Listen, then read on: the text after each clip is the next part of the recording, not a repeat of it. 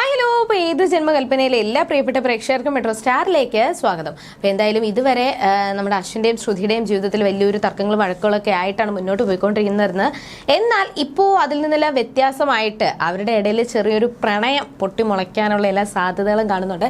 അതിൻ്റെ കൂടെ തന്നെ ലാവണ്യയുടെ ആ ഒരു മാറ്റവും എല്ലാവരെയും അതിശയിപ്പിച്ച് കളഞ്ഞിട്ടുണ്ട്. അപ്പോൾ ഇനി എന്തൊക്കെയായിരിക്കും അവരുടെ ജീവിതത്തിൽ സംഭവിക്കാൻ പോകുന്നത് എന്ന് നമുക്ക് നോക്കാം. അതിനു മുൻപ് ആദ്യമായിട്ടാണ് ഈ ചാനൽ കാണുന്നതെങ്കിൽ തീർച്ചയായിട്ടും സബ്സ്ക്രൈബ് ചെയ്യുക. അപ്പോൾ ഞങ്ങളിടുന്ന പുതിയ സീരിയൽ റിവ്യൂ വീഡിയോസ് എല്ലാം നിങ്ങൾക്ക് ലഭിക്കുന്നതായിരിക്കും. ഭയങ്കര ഒരു സങ്കടത്തിലായിരുന്നു ശ്രുതി നിന്നത്. കാരണം ആ ഒരു വീട്ടിൽ അത്രയും തന്നെ കള്ളിയാക്കിയ ആ ഒരു നിമിഷവും കാര്യങ്ങളൊക്കെ അത്രയും സങ്കടം ഉണ്ടായിരുന്നുവെങ്കിലും അതോടുകൂടി ചെറിയ ചെറിയ സന്തോഷങ്ങളും ശ്രുതിക്ക് ഉണ്ടായി.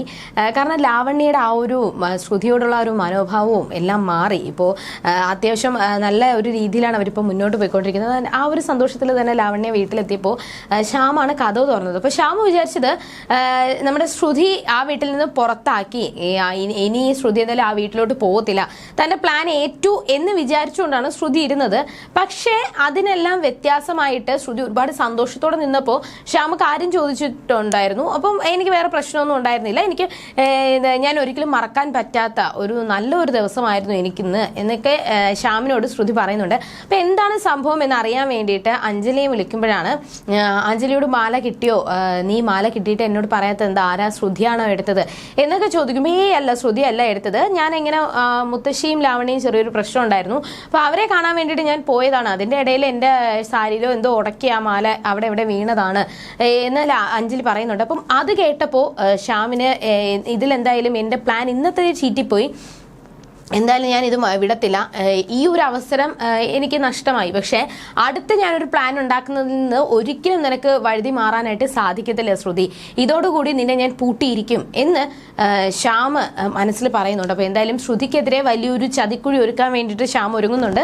അങ്ങനെ രാവിലെ തന്നെ നമ്മുടെ അശ്വിൻ റൂമിൽ റെഡി ആയിക്കൊണ്ടിരിക്കുന്ന സമയത്താണ് ലാവണ്യ വരുന്നത്. അപ്പോൾ ലാവണ്യ വന്നപ്പോൾ അശ്വിൻ തന്നെ നല്ല അത്ഭുതം തോന്നി. കാരണം വ്യത്യാസം തോന്നുന്നുണ്ട്. ശ്രുതിയെ പോലെ ചുരിദാറും പാൻറ്റും ഷോളൊക്കെ ഇട്ട് നല്ല സുന്ദരിയായിട്ട് തലമുടിയൊക്കെ കെട്ടി കുറിയൊക്കെ ഇട്ട് നല്ലൊരു നാടൻ ലുക്കിലാണ് ലാവണ്യ വന്നിരിക്കുന്നത്. അപ്പോൾ ലാവണ്യയുടെ മാറ്റത്തിൽ അശ്വിൻ അമ്പരന്ന് പോയി. അപ്പോൾ എന്താ നീ സംഭവം എന്താ എന്നൊക്കെ ചോദിക്കുമ്പോൾ ASR എന്ന് വിളിക്കാൻ വേണ്ടി വന്നിട്ട് സോറി അശ്വിൻ ചേട്ടാ, ചേട്ടന് ചായ ആണോ കോഫിയാണോ വേണ്ടത് എന്നൊക്കെ പറഞ്ഞുകൊണ്ട് ഒരു നാടൻ പെൺകുട്ടി സംസാരിക്കുന്ന രീതിയിലാണ് അശ്വിനോട് ലാവണ്യ സംസാരിച്ചത്.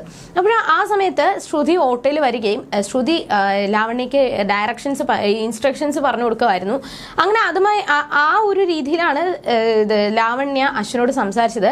എന്നാൽ ശ്രുതി വരുന്ന വഴിക്ക് ആ ഒരു ഓട്ടോക്കാരൻ ശ്രുതിയോട് സംസാരിക്കുകയും അങ്ങനെ ആ ശ്രുതി ഓട്ടോക്കാരനോട് സംസാരിക്കുന്നത് എല്ലാം ലാവണ്യ അശ്വിനോട് സംസാരിക്കുന്നുണ്ട്. അപ്പോൾ അശ്വിൻ വിചാരിച്ചത് ഇവളെന്തെങ്കിലും കള്ളൊക്കെ കുടിച്ചിട്ട് ഇവർക്ക് എന്തെങ്കിലും ഇത് നാക്ക് കുഴയുന്നതായിരിക്കും, അല്ലെങ്കിൽ ഇവർക്ക് എന്തെങ്കിലും പറ്റി കാണും എന്നൊക്കെ പറഞ്ഞുകൊണ്ട് ഇത് സംസാരിക്കുകയും അവസാനം ശ്രുതിയുടെ കണക്ഷൻ നഷ്ടപ്പെട്ടു. അപ്പോൾ ശ്രുതിക്ക് മനസ്സിലായി ലാവണ്യയുടെ ആ ഒരു പ്ലാന് ചീറ്റിപ്പോയി, എന്തായാലും എത്രയും പെട്ടെന്ന് എത്തിയില്ല എന്നുണ്ടെങ്കിൽ ലാവണ്യ മേഡത്തിന് എന്തെങ്കിലും സംഭവിക്കാം എന്ന് പറഞ്ഞുകൊണ്ട് പെട്ടെന്ന് തന്നെ ശ്രുതി ഓടി നേരെ നമ്മുടെ അശ്വിൻ്റെ റൂമിലോട്ട് പോവുകയാണ്. ഈ സമയത്ത് ലാവണ്യ അശ്വിനോട് പറയുന്നുണ്ട്, സാർ ഈ ഒരു ഷോള് എൻ്റെ തലയിലോട്ടൊന്ന് ഇട്ട് തരാമോ, കാരണം മുമ്പ് ശ്രുതി പറഞ്ഞിട്ടുണ്ടായിരുന്നു കെട്ടാൻ പോകുന്ന പുരുഷൻ്റെ കയ്യിൽ നിന്നും ആ ഒരു ഷോള് നമ്മുടെ തലയിൽ വീണ് കഴിഞ്ഞാൽ അവർ പകുതി കല്യാണം കഴിച്ചതിൻ്റെ ഒരു തുല്യമാണ് എന്ന് പറയുകയും അങ്ങനെ ആ ഒരു ഷോൾ എൻ്റെ തലയിലോട്ട് ഇട്ട് തരാമോ എന്ന് അശ്വിനോട് ചോദിക്കുന്നുണ്ട്. എന്നാൽ അശ്വിൻ ആ ഒരു ഷോള് വാങ്ങിച്ചതിന് ശേഷം ദേഷ്യത്തോടെ ചുരുട്ടി വലിച്ചെറിയുകയാണ് ചെയ്തത്. അപ്പോൾ ആ വലിച്ചെറിഞ്ഞ ഷോള് നേരെ ശ്രുതിയുടെ തലയിൽ പോയി വീഴുകയും, അപ്പോൾ ശ്രുതിയെ കല്യാണം കഴിക്കാനായിട്ട് അല്ലെങ്കിൽ ശ്രുതിയെ ആ ഒരു ഷോൾ വീണ് കഴിഞ്ഞാൽ നമ്മുടെ കല്യാണം കഴിഞ്ഞതുപോലെയല്ലേ, അപ്പോൾ ശ്രുതിക്ക് അങ്ങനെയാണ് തോന്നിയത്. എന്തായാലും ആ ഒരു സംഭവത്തോടു കൂടി തൻ്റെ പ്ലാൻ ചീറ്റിപ്പോയി എന്ന് ലാവണ്യക്ക് മനസ്സിലായി. അങ്ങനെ റൂമിൽ പോയതിന് ശേഷം ലാവണ്യക്ക് ഒരുപാട് സങ്കടമായി. അപ്പോൾ ശ്രുതി പറയുന്നുണ്ട്, കുഴപ്പമില്ല, എന്തായാലും ഇത് ഞാൻ പറഞ്ഞു തന്നതുപോലെ മാഡം ചെയ്തിരുന്നെന്നുണ്ടെങ്കിൽ കുഴപ്പമില്ലായിരുന്നു, മാഡം കറക്റ്റായിട്ട് പ്രിപ്പയർ ഒന്നും ചെയ്യാതെ പോയതുകൊണ്ടാണ് പാളിപ്പോയത്, എന്തായാലും നമുക്ക് അടുത്ത പ്ലാനിൽ പിടിക്കാം എന്ന് പറഞ്ഞ് വലിയൊരു പ്ലാന്, മറ്റൊരു മാസ്റ്റർ പ്ലാന് തന്നെ ശ്രുതി ലാവണ്യക്ക് പറഞ്ഞു കൊടുക്കുന്നുണ്ട്. അങ്ങനെ ലാവണ്യക്ക് അത് ഭയങ്കര ഇഷ്ടപ്പെട്ടു. എന്തായാലും ഇതോടുകൂടി അശ്വിനെ ഞാൻ വളച്ചെടുക്കും. അങ്ങനെ അവർ ഡാൻസും പാട്ടും ഒക്കെ ആയിട്ട് ഇങ്ങനെ കളിച്ചുകൊണ്ടിരിക്കുന്ന സമയത്താണ് അശ്വിൻ വരുന്നത്. അപ്പോൾ അശ്വിൻ ഇവരുടെ ഈ ഒരു ഡാൻസും പാട്ടൊക്കെ കണ്ടപ്പോഴത്തേക്ക് ദേഷ്യം വന്ന് അവരെ വഴക്ക് പറയുന്നുണ്ട്. അങ്ങനെ വഴക്ക് പറഞ്ഞുകൊണ്ടിരുന്ന സമയത്താണ് രാമേട്ടൻ ഒരു ഫോണും കൊണ്ട് ശ്രുതിയുടെ കൊടുത്തിട്ട് വീട്ടിൽ നിന്നാണെന്ന് പറയുന്നത്. അപ്പോൾ ആ ഫോൺ വാങ്ങിച്ച് സംസാരിച്ചപ്പോൾ അമ്മായി ആയിരുന്നു. അപ്പോൾ അമ്മായി പറഞ്ഞു, പെട്ടെന്ന് എത്രയും പെട്ടെന്ന് നീ ഇവിടെ വാ, ഒരു പ്രശ്നമുണ്ട്, നീ എത്രയും പെട്ടെന്ന് ഇവിടെ വന്നേ പറ്റത്തുള്ളൂ എന്ന് പറഞ്ഞുകൊണ്ട് ശ്രുതിയെ വിളിച്ച് പറയുകയും, എന്നാൽ അവിടെ എന്തോ ഒരു പ്രശ്നം സംഭവിച്ചിട്ടുണ്ട് എന്ന് മനസ്സിലായി. ശ്രുതി പെട്ടെന്ന് എല്ലാവരോടും പറഞ്ഞിട്ട് പെട്ടെന്ന് തന്നെ അവിടെ നിന്ന് ഇറങ്ങി ഓടുവാണ്. എന്നാൽ ഈ സമയത്ത് അശ്വിൻ പറഞ്ഞു, നീ ഇനി ഇങ്ങനെ ഒരു വേഷം കെട്ടി നീ മേലെ എൻ്റെ അടുത്ത് വന്നു പോകരുത്, നീ എന്തായാലും ഇനി ഇങ്ങനെയൊന്നും സംഭവിക്കരുത്, അല്ലെങ്കിൽ ഇനി നീ ഇങ്ങനെയൊന്നും കാണിക്കരുത്. അപ്പോൾ എന്തായാലും ലാവണ്യക്ക് ആ ഒരു പ്ലാനും ഇത് ചീറ്റിപ്പോയെങ്കിൽ പോലും അടുത്ത പ്ലാനോട് കൂടി ഞാൻ എങ്ങനെയെങ്കിലും അശ്വിനെ സ്വന്തമാക്കിയിരിക്കും, അല്ലെങ്കിൽ അശ്വിൻ്റെ മനസ്സ് മാറ്റിയിരിക്കും എന്ന് ലാവണ്യ മനസ്സിൽ പറയുന്നുണ്ട്. ഈ സമയത്ത് മുത്തശ്ശി അഞ്ജലിയോട് പരാതി പറയുവാണ്, ലാവണ്യ വന്നിട്ട് കുറേ ദിവസമായി, അപ്പോൾ അവളുടെ ആ ഒരു സ്വഭാവം ഇനി മാറാൻ പോകുന്നില്ല, അല്ലെങ്കിൽ ഇനി മാറാനൊന്നും സാധ്യതയില്ല എന്ന് മുത്തശ്ശി അഞ്ജലിയോട് പറയുകയും, എന്നാൽ തന്റെ മകനായിട്ടുള്ള ആകാശിന്റെ കല്യാണം ഇനി എന്ന് നടക്കാനാണ്, അശ്വിന്റെ കല്യാണം നടന്നാലല്ലേ അവന്റെ കല്യാണം നടക്കത്തുള്ളൂ എന്നൊക്കെ പറഞ്ഞുകൊണ്ട് മനോരമയും അവിടെ സംസാരിക്കുന്നുണ്ട്. അങ്ങനെ മുത്തശ്ശി മനോരമയും തമ്മിൽ ചെറിയൊരു തർക്കങ്ങളൊക്കെ ഉണ്ടാവുന്നുണ്ട്. എന്തായാലും നമ്മുടെ അശ്വിനൊരു സന്തോഷം തോന്നിയിട്ടുണ്ട് എന്തായാലും ആ ഒരു മാറ്റത്തിൽ, അല്ലെങ്കിൽ മുത്തശ്ശി വിശ്വസിക്കുന്നുണ്ട് ലാവണ്യ ഇനി മാറത്തില്ല എന്ന്. പക്ഷെ അഞ്ജലി വിശ്വസിക്കുന്നത് ശ്രുതിയുടെ ആ ഒരു വരവോടുകൂടി ലാവണ്യ ഒരുപാട് മാറ്റം വന്നിട്ടുണ്ട്, ഇനിയും മാറുമെന്നാണ് അഞ്ജലി മനസ്സിൽ വിചാരിക്കുന്നത്.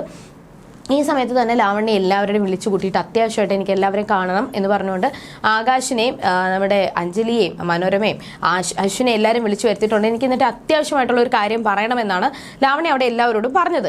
അപ്പോൾ അത് പറഞ്ഞ് തുടങ്ങാൻ വേണ്ടിയിട്ട് പോവാണ്. എന്തായാലും ലാവണ്യയുടെ ഈ ഒരു സംസാരത്തോടു കൂടി അശ്വിൻ്റെ സ്വഭാവത്തിൽ മാറ്റം വരും എന്ന് തന്നെയാണ് ലാവണ്യ വിശ്വസിക്കുന്നത്. ഈ സമയത്ത് ശ്രുതി നമ്മുടെ വീട്ടിലെത്തിയിട്ടുണ്ട്. അങ്ങനെ വീട്ടിലെത്തി ശ്രുതി എന്താ സംഭവം എന്നൊക്കെ ചോദിച്ച് അകത്തോട്ട് കയറി ചെല്ലുമ്പോഴാണ് എൻ്റെ അമ്മയും അച്ഛനും വന്ന ആ ഒരു സന്തോഷത്തിലാണ് അമ്മായി വിളിച്ചത്.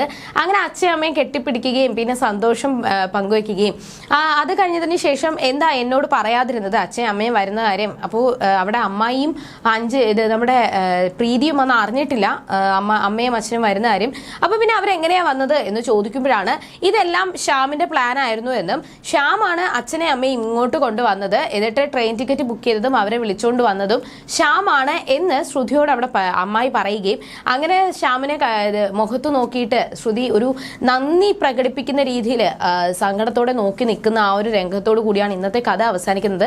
അപ്പോൾ എന്തായാലും ഇന്നത്തെ ഈ ഒരു കഥയോട് കൂടി നമ്മുടെ അശ്വിന്റെയും ശ്രുതിയുടെയും ലാവണ്യയുടെ ഒക്കെ ജീവിതത്തിൽ ഒരുപാട് മാറ്റങ്ങൾ സംഭവിക്കാൻ വേണ്ടി പോവാണ്. എന്തായാലും ലാവണ്യ എന്തായിരിക്കും അശ്വിനോടും കുടുംബത്തോടും പറയാൻ വേണ്ടി പോകുന്നത്? ശ്രുതി ഒരു മാസ്റ്റർ പ്ലാൻ തന്നെ തയ്യാറാക്കിയിട്ടുണ്ട്. ഈ ഒരു പ്ലാനോട് കൂടി അശ്വിൻ മാറും എന്നാണ് ശ്രുതി ലാവണ്യോട് പറഞ്ഞിരിക്കുന്നത്. അപ്പൊ എന്ത് പ്ലാൻ ആയിരിക്കും ശ്രുതി അശ്വിനെ വളച്ചെടുക്കാൻ വേണ്ടിയിട്ട് ലാവണ്യക്ക് പറഞ്ഞു കൊടുത്തത്? ലാവണ്യ എന്തായിരിക്കും മുത്തശ്ശിയോടൊക്കെ പറയാൻ പോകുന്നത്? ഈ ഒരു സംസാരത്തോടു കൂടി അവരുടെ ജീവിതം മാറി വരാനുള്ള എല്ലാ സാധ്യതകളും കാണുന്നുണ്ട്. എന്തായാലും ശ്രുതിയെ തകർക്കാൻ വേണ്ടിയിട്ടും ശ്രുതിയെ ആ വീട്ടിൽ നിന്നും പുറത്ത് പുകച്ചു ചാടിക്കാൻ വേണ്ടിയിട്ട് ശ്യാം നടത്തുന്ന ഈ ഒരു ചതി ശ്രുതിക്ക് മനസ്സിലാകുമോ? ഇനി എന്തൊക്കെയായിരിക്കും ഇതിന്റെ മുന്നോടിയായിട്ട് അവരുടെ ജീവിതത്തിൽ സംഭവിക്കാൻ പോകുന്നത് എന്ന് നമുക്ക് വരും നാളുകളിൽ കണ്ടറിയാം. അതുവരയ്ക്കും ടാറ്റാ ബൈ.